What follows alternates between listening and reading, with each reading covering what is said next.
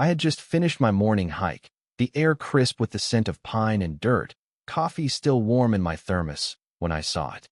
Right there, bolted into the earth like some ridiculous monument to bad decisions, was a brand-new iron gate, HOA beige, triple padlocked, and zip-tied with a bright red sign that said, "Private property. No trespassing." Installed by HOA President Melinda R. I blinked, took a step closer, then another, jaw slowly dropping as I realized where she'd put it. Smack in the middle of my trail. My family's trail. A path older than most houses in this valley, carved through the woods by my grandfather's mule cart back when this land was still wild and raw. I stood there for a second, half laughing in disbelief, rattling the gate like it might vanish if I shook it hard enough. But it didn't. It just clanged in my face, solid and smug. The absurdity of it all didn't hit me until I got back to the porch. I dropped my backpack, opened the old metal file cabinet, and pulled out the land deed. Sat there staring at it like it was a treasure map. Because to me, it kinda was. That trail had been part of our family land for generations. My granddad used to haul timber down it, and I learned how to ride a bike there, wobbling along the gravel with him jogging behind me yelling, "Don't bail, just steer." And now some clipboard queen with too much authority and too little common sense thought she could just slap a gate on it and call it hers? No call, no letter, just a padlock and a power move. I muttered, "Melinda, you really stepped in it this time." Thing is, Melinda wasn't new to this. She'd been HOA president for years, and in that time, she'd built quite the reputation finding folks $75 for mailbox colors, threatening veterans over flagpole heights, sending out seasonal bulletins with more warnings than a weather alert system. But this was war. I walked the full stretch of the trail that afternoon, hopped the fence, followed the familiar turns, the crunch of gravel underfoot like a heartbeat I hadn't heard in years. And at the far end, where the path curled near Melinda's lot, I saw it, a second gate. This one even fancier, with a keypad lock and a brushed aluminum sign. Emergency access only. HOA use authorized. She hadn't just blocked my trail. She'd annexed it. I stormed back to the house and called Harold, the only surveyor in the county who knew the land like I did. He'd been retired for a while, but owed me a favor after I pulled his truck out of a frozen ditch one winter. He showed up the next morning with his gear, topo maps, and a smirk.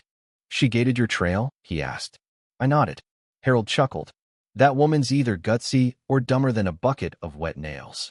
We walked the property line, marked every inch. Harold even pulled up archived county maps. There it was, clear as day the trail was on my land. No shared access. No ambiguity. But then Harold found something else. A small hook-shaped sliver of land at the bottom of Melinda's driveway. "You see this?" he said, pointing with the end of his survey rod. "Her only road out cuts across your land. That easement expired a decade ago." I just stood there, stunned. The trail she tried to steal was mine, but so was the road she relied on every day. I wasn't out for revenge. Not really, but I believed in fair play. So I took photos, documented everything, and emailed Melinda with a polite but firm message: remove the gates or face legal action. She replied 12 minutes later with a classic line: "The HOA considers this trail communal land. Do not trespass again." I laughed, not because it was funny, because it was so her. So I posted it. Screenshot. Gates. Her message. The whole saga went up on Reddit, under the thread title, "HOA President blocks my family trail, so I might just block her driveway." The post exploded overnight. Thousands of comments. Lawyers chiming in. One guy offered free legal templates. Another said, "Just buy her driveway and turn it into a chicken run." I laughed harder than I had in weeks. But beneath the humor, something real was building. Momentum. Support. Justice, even. Then Melinda escalated. That same week, a trench-digging crew showed up at the gate. Not city workers. Private contractors. I walked down there, camera rolling, and asked who sent them. One guy shrugged toward her house. Lady up there said this was HOA business. Trail maintenance, or something. I posted the footage. HOA president sends bulldozer to destroy trail after legal notice. Reddit went feral. Some folks dissected the video frame by frame. Others were outraged she'd use money or favors to destroy a public path. That's when Charlotte messaged me. She was a local attorney and a trail advocate. Said she'd seen the post, reviewed the documents I'd shared, and wanted to help. Together, we filed for an injunction and sent another formal notice. Melinda, of course, retaliated with what she knew best: violations. I got hit with 6 in a week. Improper path edging, unauthorized natural debris, non-standard mailbox hue. My favorite was trail surface inconsistency. I sent back a picture of the trench she dug and wrote, "You caused the inconsistency." No response. By now, neighbors had taken notice. A group of teenagers filmed a TikTok sketch called Melinda's Kingdom at the gate. Someone left a garden gnome holding a sign, "Let my people walk." She tore it out.